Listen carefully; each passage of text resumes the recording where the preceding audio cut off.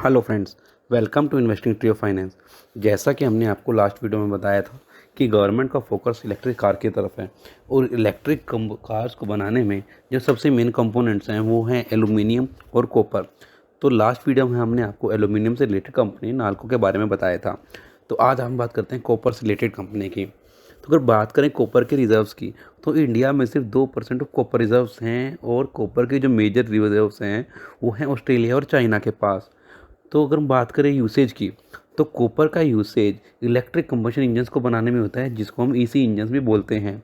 और अगर electric cars को बनाया जाता है तो कॉपर का यूसेज 4 गुना ज़्यादा होगा ईवीज और उसके कंपोनेंट्स को बनाने में, जो कि पिछली कार के मुकाबले पेट्रोल डीजल से कंपेयर करें तो 4 गुना ज़्यादा होगा।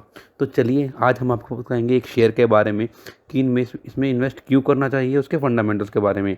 लेकिन उससे पहले हमसे जुड़े रहने के लिए और शेयर्स की जानकारी के लिए हमारे चैनल को लाइक, शेयर और सब्सक्राइब जरूर करें। तो दोस्तों आइए बात करते हैं हम कंपनी की। तो कंपनी का नाम है हिंदुस्तान कॉपर, जो कि एक कंपनी है जो माइनिंग ऑफ कॉपर में इन्वॉल्व है। ये एक मिनी रत्ना कंपनी है। जैसे आपको पता है गवर्नमेंट नोटिफाइड कंपनीज होती हैं, नवरत्नाज होती हैं, पंचरत्नाज होती हैं, तो दोस्तों वैसे ही मिनी रत्ना भी होती हैं। ये एक मिनी रत्ना कंपनी है जो वेस्ट बंगाल में इनकॉर्पोरेटेड है। और ये सबसे मेन चीज़ है, वो कंपनी एक टॉप 12 मिनी रत्ना कंपनी में आती है, जो कि कंपनी के लिए एक पॉजिटिव न्यूज़ है। तो बात करें हम रिजर्व्स की, तो इंडिया के टोटल कॉपर रिजर्व्स के 40% रिजर्व इस कंपनी के पास हैं। प्लस में अभी कंपनी ने कुछ जॉइंट वेंचर्स भी बनाए हैं दूसरी कंपनीज के साथ कॉपर की माइनिंग के लिए। और कंपनी अभी आउटर इंडिया भी एक्सप्लोर कर रही है कि कॉपर की माइनिंग कैसे कर सके। अगर हम बात करें कॉपर के प्राइजेज़ की, तो पिछले 1 साल में कॉपर के प्राइजेज़ डबल से भी ज़्यादा राइज हो चुके हैं। और इस कंपनी का ट्रैक रिकॉर्ड भी कुछ अच्छा ही रहा है कॉपर की माइनिंग में। और अगर हम प्राइजेज़ की बात करें, तो कंपनी ने अपना 650-700 का ऑल टाइम हाई किया था, लेकिन ये बात पुरानी है, 2011-12 की है। और अभी इसमें भी ट्रेंड दिख रहा है। और प्लस में अगर शेयर्स की डिमांड की बात करें, तो शेयर में हमें एक सेकुलर डिमांड देखने को मिल सकते हैं, क्योंकि इलेक्ट्रिक व्हीकल्स बनेंगी तो डिमांड ये लॉन्ग टर्म के लिए ही रहेगी और आगे भी चलती रहेगी। तो आइए बात करते हैं हम स्टॉक के बारे में। तो स्टॉक की अगर प्राइस की बात करें, तो स्टॉक ने कैंसिल इन्वेस्टमेंट क्राइटेरिया बताया है। तो कैंसिल इन्वेस्टमेंट क्राइटेरिया होता है जिसमें कंपनी का ईपीएस इंक्रीज करे तेज़ी से, कंपनी की एनुअल अर्निंग्स भी लगातार कुछ सालों तक बढ़ते रहें, कंपनी के नए प्रोडक्ट्स आए हों, मैनेजमेंट आई हो, या कोई इवेंट हुआ है जिससे कंपनी के स्टॉक्स में नया हाई देखने को मिल सके, जो कि हुआ है ईवी से मिल के। और कम सप्लाई भी दोस्तों कॉपर की कम ही है, तो डिमांड ज़्यादा रहेगी और सप्लाई कम रहेगी। क्योंकि दोस्तों अगर ईवीज बनेंगी तो डिमांड तो कॉपर की रहेगी। प्लस में अगर डिमांड जितनी भी होगी तो सबसे पहले इंडिया से फुलफ़िल किया जाएगा और बाद में ही आउट ऑफ इंडिया फोकस किया जाएगा।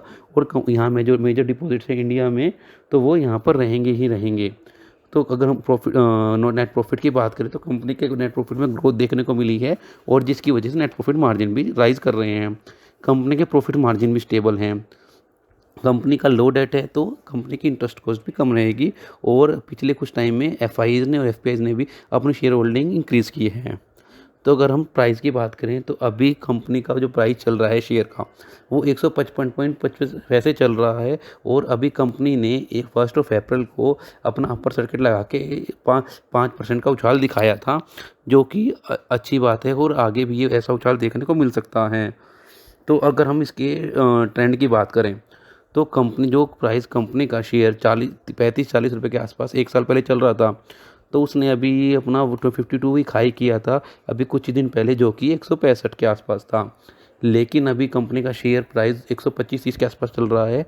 तो अगर हम इसके चार्ट को भी देखें, तो ये इसका एक बेंचमार्क प्राइस है और अभी कंपनी का जो शेयर है इसी प्राइस के आसपास चल रहा है। और प्लस में डिमांड को देखते हुए कंपनी के शेयर में अच्छा खासा उछाल देखने को मिल सकता है लंबे समय के लिए। और अगर सही ऐसा ही उछाल देखने को मिलता रहा, तो कंपनी अपने पुराने वाले प्राइस पर भी जा सकती है, जो कि 650-700 का था कुछ टाइम पहले। तो अगर हम बात करें कंपनी के फाइनेंशियल्स की, तो कंपनी ने अपने पिछले क्वार्टर का जो प्रॉफिट है वो कंपनी का 108 करोड़ का रहा था। और प्लस में कंपनी की ग्रोथ भी 81% में इनकम में ग्रोथ देखने को मिली थी, जबकि एक्सपेंस में कुल 40% की ग्रोथ देखने को मिली थी। तो कहीं ना कहीं कंपनी की इनकम में 40% का इजाफा हुआ है अगर हम खर्चों से कंपेयर करें तो।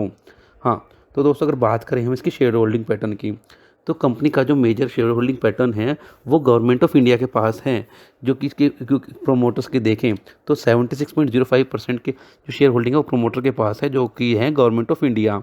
और हम डीआईएज की बात करें तो डीआईएज में भी 11% से ज़्यादा का स्टेक एलआईसी के पास है। तो मोटा माटी 86-87% का स्टेक इसका गवर्नमेंट ऑफ इंडिया के पास ही है। और बात करें नॉर्मल पब्लिक की तो नॉर्मल पब्लिक के लिए कुल 10 से 11% ही है जो कि अवेलेबल है। तो कहीं न कहीं गवर्नमेंट भी इसमें शेयर में अच्छा खासा उछाल देखने को मिल सकता है, और गवर्नमेंट भी अभी डाइवेस्टमेंट का भी कोई प्लान नहीं है। तो आपको अगर इन्वेस्ट करना है और लंबे समय के लिए अगर आप कर सकते हैं तो ये शेयर आपको अच्छे खासे प्रॉफिट दे सकता है।